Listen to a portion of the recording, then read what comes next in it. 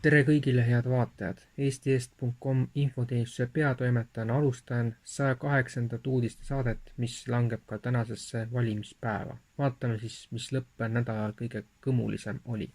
Eelmisel kuul konservatiivse kommentaatori Charlie Kirki mõrvas süüdistatavat meest esindavad kaitsjad esitasid neljapäeval kohtule taotluse, milles palusid kohtunikul lubada tal osaleda kohtuistungitel erariietes ja ilma ahelateta. Oma esimesel kohtuistungil nähti Robinsoni vangla riietes ja enesetapu vastase kitliga. Ta ilmus kohtusse esimest korda virtuaalselt. Kohtunik Tony Graffile esitatud taotluses väitsid tema advokaadid, et riietuse muutus on vajalik tagamaks, et potentsiaalsed vandekohtunikud ei oleks mõjutatud Robinsoni nägemisest vangla riietes ja ahelates. Nad viitasid huvile juhtumi vastu, sealhulgas 18 000 otsingu tulemusele tema esimese kohtuistungi kohta. Kuna iga juhtumi areng tekitab tuhandeid artikleid ja kommentaare veebis, suureneb ainult tõenäosus, et potentsiaalsed vandekohtunikud näevad ilmseid eelvangistuse märke ja teevad nende põhjal järeldusi härra Robinsoni süü ja või teenitud karistuse kohta, ütlesid tema advokaadid eesotsas riikliku kaitsja Catherine Nesteriga. Pärast vaatlejate avalduste ja kaebuste arutelu 9. oktoobril valimiskomisjonis avaldas MTÜ Ausad valimised 11. oktoobril 5 tähelepanekust koosneva aruande elektroonilise hääletuse ettevalmistavate toimingute kohta.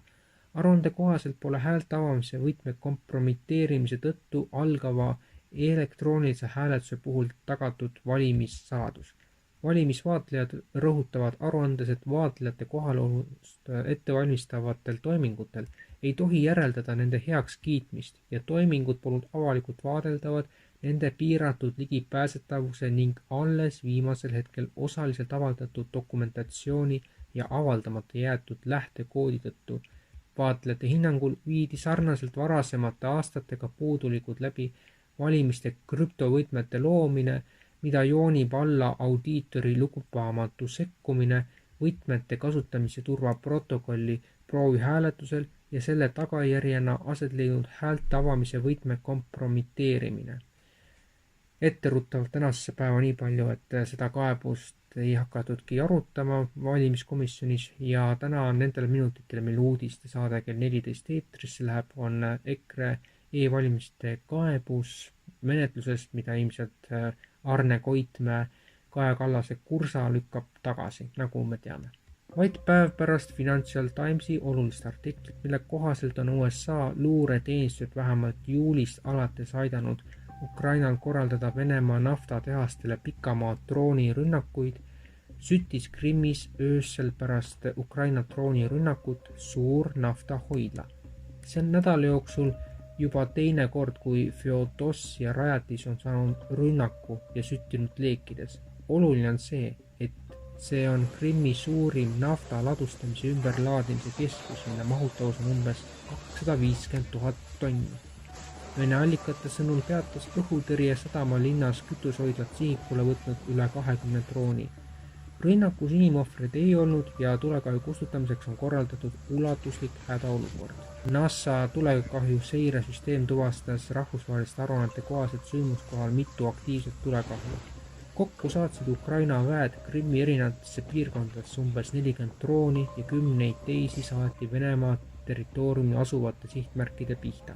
Uue Lancet 2.0 komisjoni avaldamine ja WHO peadirektori Tedros Adhanom Ghebreyesususe kaasnevad märkused kuulutasid midagi, mis ulatub tervishoiupoliitikast palju kaugemale.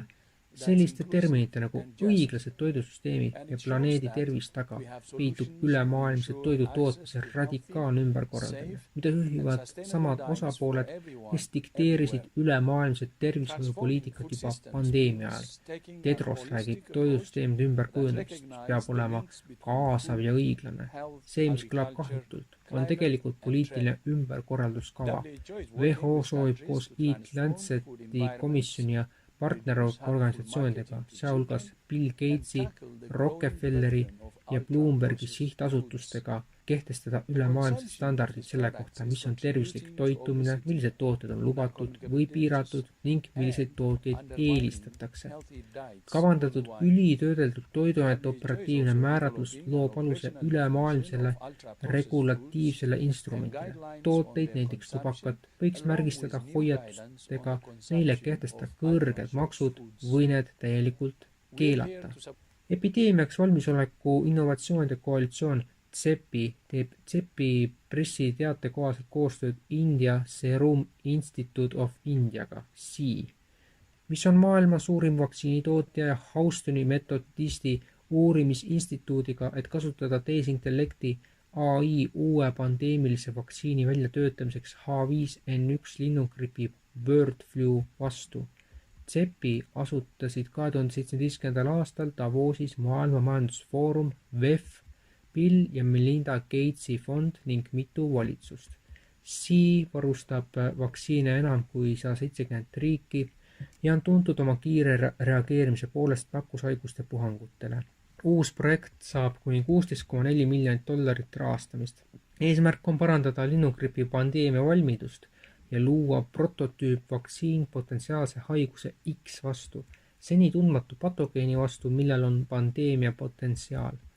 Uus vaktsiin kasutab niinimetatud bakuloviiruse platvormi, süsteemi, mis kasutab putukaid, peamiselt nende vastsete staadiumis, nakatavaid geneetiliselt muundatud DNA viiruseid rekombinantsete valkude tootmiseks putukarakkudes. Seerumi instituut toodab ja võrdleb 2 H5 antigeeni rekombinantse valguvaktsiini jaoks. Metsiktüüpi antigeen Houstoni metodisti uurimisinstituudi teadlaste loodud tehisintellekti jaoks optimeeritud laia toimespektriga antigeen. Vaktsiin on loodud toimima samaaegselt mitme H5 tüve, mitte ainult ühe vastu. CEPI väitel muudab see vaktsiini eriti sobivaks ettearvamatute puhangute korral ja võimaldab kiirelt reageerida tulevastele pandeemia ohtudele. Ning see, mis on aastakümneid mõttekodades ja strateegiadokumentides küpsenud, on nüüd konkreetselt kuju võtmas. Intrinsic Exchange Groupi IEG asutamisega on loodud esimene platvorm, mille eesmärk on muuta loodus ise kaubeldavaks finantstooteks. Rockefelleri fondi toetusel ja koostöös New Yorgi börsiga sillutab see teed uuele varaklassile, loodusvarade ettevõtetele, nakidele. Need loodusettevõtted peaksid kajastama metsi, jõgesid, mulda, bioloogilist mitmekesisust ja isegi õhku kui majandusteenuseid. Iga ökosüsteemi funktsioon alates süsiniku sidumisest kuni vee puhastamiseni tõlgitakse digitaalseteks aktsiateks, millega saab kaubelda ja mida saab hinnata. Lühidalt, maast saab aktsia. Idee pärineb globaalsete filantroopkapitalistide ringkondadest. Rockefeller andis algkapitali, Ameerika-ülene arengupank tagas rahvusvahelise tunnustuse ja BlackRocki tegevjuht Larry Fink pakkus visiooni. Mitmes strateegiadokumendis kirjeldab Fink loodust kui tuleviku varaklassi, mille väärtus soovitakse avada ESG investeeringute ja digitaalsete turgude kaudu. Sellise karmi noodiga põhiosa saatest on lõpusirgel.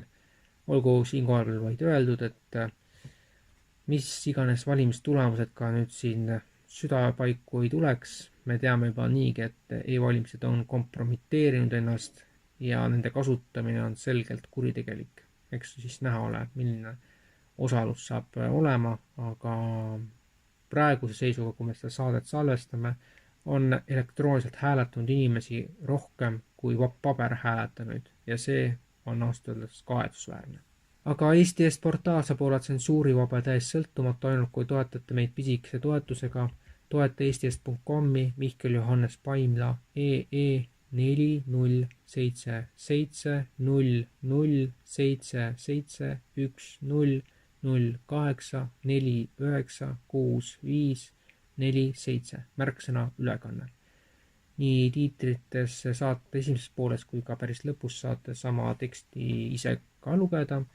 Tänan kõiki, kes meid on toetanud ja olgu siinkohal siis veel ära öeldud, et järgmise nädala saade osaliselt on ka kokkuvõte siis lõppenud selleks ajaks niinimetatud valimistest, aga kindlasti kaebusi veel arutatakse, aga kui kaua seda meist keegi ei tea. Aga täiesti selge on, et praegused valimiskomisjoni juhid ja üldse sellised tegelased, nad ei hooli muust kui ainult iseenda heaolust.